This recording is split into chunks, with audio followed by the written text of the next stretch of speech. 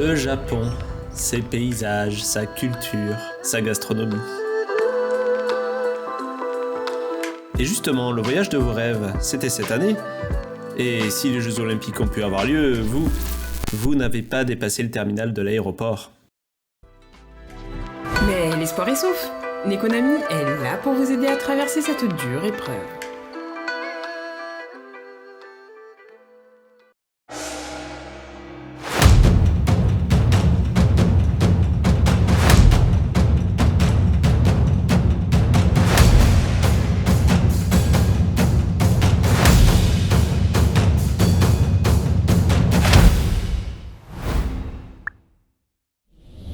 C'est la première vidéo de la chaîne et pour vous la présenter, j'avais pensé à un cadre idyllique, le jardin japonais à Toulouse. Sauf que le jardin est fermé et que je suis donc devant et non pas dedans. Mais bon, c'est pas grave, je vais quand même vous présenter Nekonami TV. Nekonami ? Mais qu'est-ce que c'est ? Nekonami TV, c'est une chaîne qui a pour but de vous partager nos sorties, événements, bons plans autour de la culture du Japon et plus particulièrement en Occitanie à Toulouse. On en profitera aussi pour vous faire un point sur l'actu du Japon et vous apprendre des trucs. Allez, on vous en dit pas plus et on vous amène dans le Gers, dans un petit village Lavardins pour découvrir l'expo Fragments du Japon. C'est parti.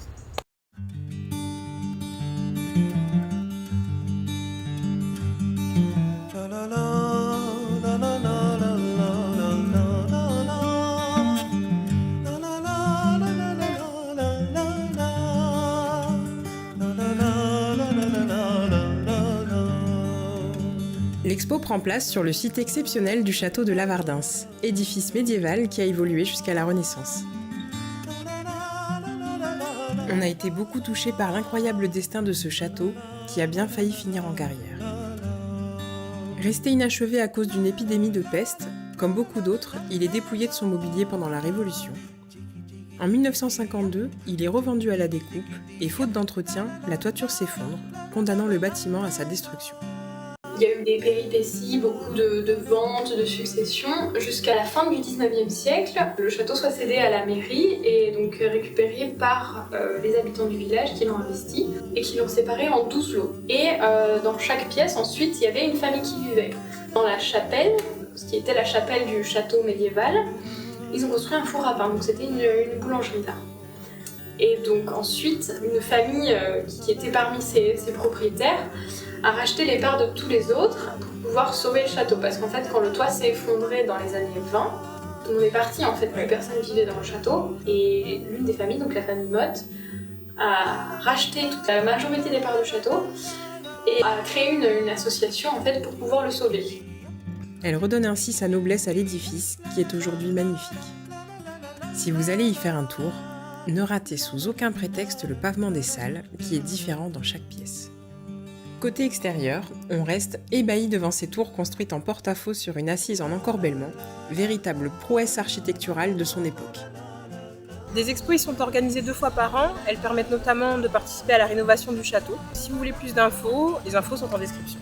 Et nous sommes allés voir l'expo Fragments du Japon qui mêle artistes contemporains et pièces historiques. Nous avons été frappés par la minutie, cette forme d'intransigeance toute japonaise incarnée dans chacune des pièces. Prenons pour exemple le travail de Kojiro Akagi. Ses peintures font partie de ces œuvres qu'il faut voir pour croire. Ces peintures dépeignent le pari d'un Japonais littéralement tombé amoureux d'une ville au point de retranscrire ses plus infimes détails. Chacune de ces peintures est le fruit de plusieurs mois de travail. Elles commencent toutes par une esquisse à l'aquarelle sur le lieu du sujet, débute ensuite le long travail de dentelle rouge, apposé avec un pinceau tellement fin qu'il le fabriquait lui-même.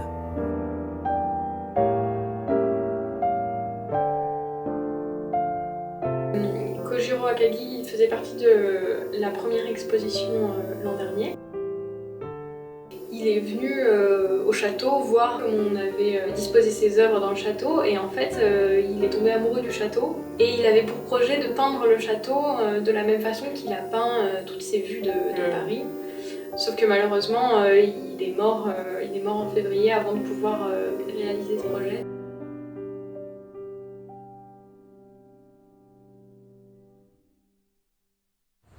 On va maintenant vous parler d'Akihiko Maeda.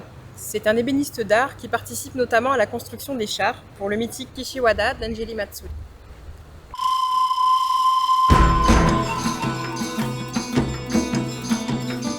Les Matsuri sont des festivités traditionnelles souvent liées à des fêtes religieuses shinto et qui ont lieu encore aujourd'hui dans de nombreuses villes et villages du Japon. Ces festivals prennent souvent la forme de cortèges et sont pour les Japonais une occasion de se retrouver, boire, manger, profiter de feux d'artifice. Celui de Kishiwada, dans la préfecture d'Osaka, est mythique pour ses danjiri, énormes chars en bois finement sculptés et censés abriter une divinité. Ils sont tirés à grande vitesse à travers la ville par des groupes d'hommes.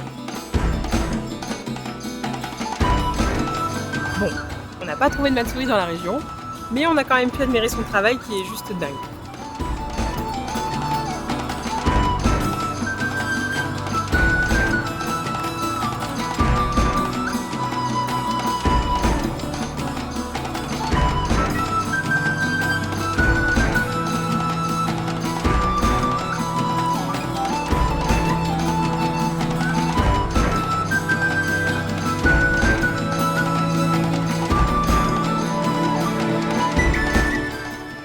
Le deuxième truc intéressant chez Maeda, c'est qu'il aborde beaucoup de thématiques traditionnelles. Si vous aimez un peu la mythologie japonaise, vous pouvez en apprendre beaucoup en vous renseignant un peu sur ces sculptures. Par exemple, cette pièce représente la légende de la caverne céleste dans laquelle se réfugie la divinité solaire Amaterasu. Mais ça, ce sera le sujet d'une autre vidéo.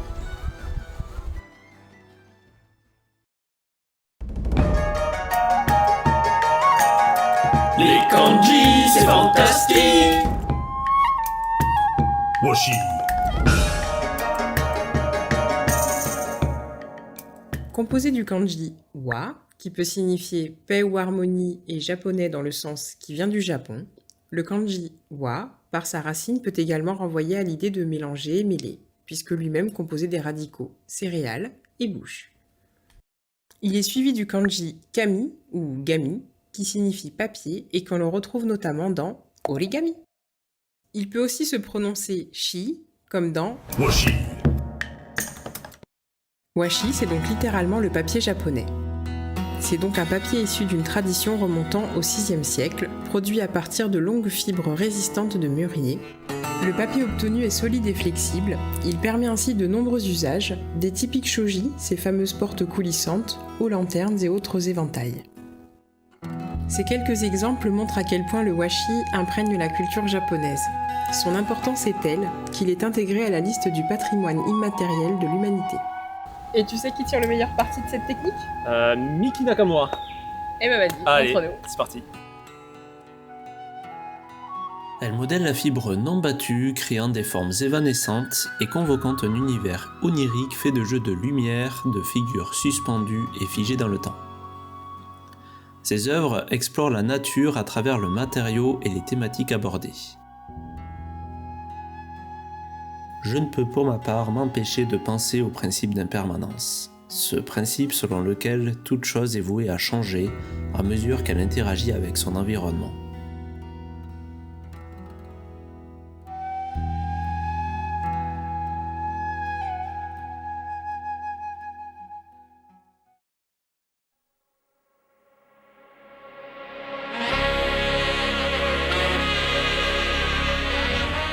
Voilà, c'est ici que se termine notre visite de l'exposition dans ce beau petit village de la Vardens. Évidemment, nous vous avons montré qu'une petite partie de celle-ci, et il y a tellement d'autres belles choses que nous aurions aimé vous partager et vous raconter, mais on a essayé de vous présenter celles qui nous ont le plus marqué.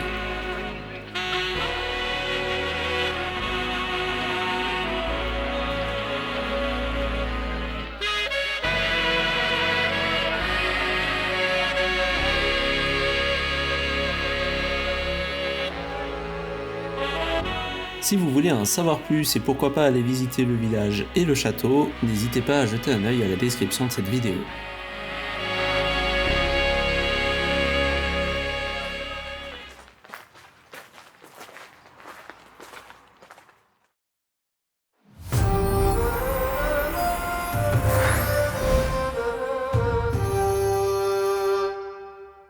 Enfin, on va terminer cette vidéo sur un symbole que vous connaissez tous, le Maneki Neko.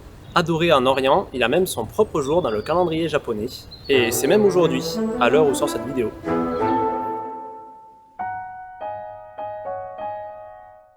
Maneki-neko, littéralement le chat qui invite, est une petite statuette fréquemment rencontrée dans les commerces et les foyers japonais.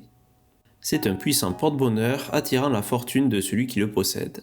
Si la plupart sont en porcelaine, il en existe des tas, du plus poppy au plus creepy. À Tokyo d'ailleurs, il y a un temple avec un hôtel lui étant dédié.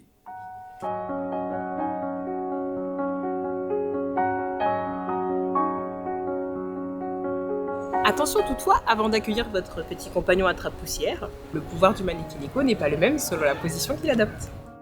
S'il lève la patte gauche, il attire les clients. Si c'est la patte droite, il invite à la dépense. Certains lèvent les deux, ou plus rarement, les 4 pattes. La gestuelle du Maneki-neko est inspirée du chat faisant sa toilette.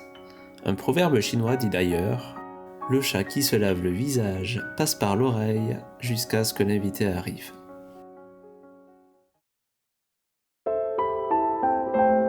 Voilà, on espère que cette vidéo vous a plu. En tout cas pour nous, c'était une expérience grandiose. Elle nous montre à quel point c'est loin d'être facile de pondre une vidéo sur YouTube. Et n'hésitez pas à réagir en commentaire si vous avez des suggestions ou tout simplement pour donner vos impressions. Ouais. On est très curieux de savoir ce que vous en avez pensé.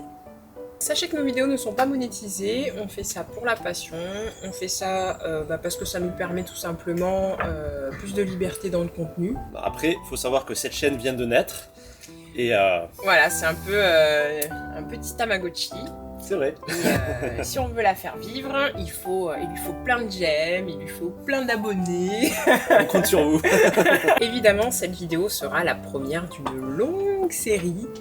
On vous en dit pas plus sur la fréquence parce qu'honnêtement, on n'en a aucune idée actuellement. On fait un énorme merci à tout le staff du château de la Vardens qui nous a accueillis comme des princes. C'était vraiment une journée géniale. Si l'expo, le château vous ont plu, toutes les infos à savoir, elles sont dans les commentaires. Où trouver les artistes, plus d'infos là-dessus, tout est là-dedans.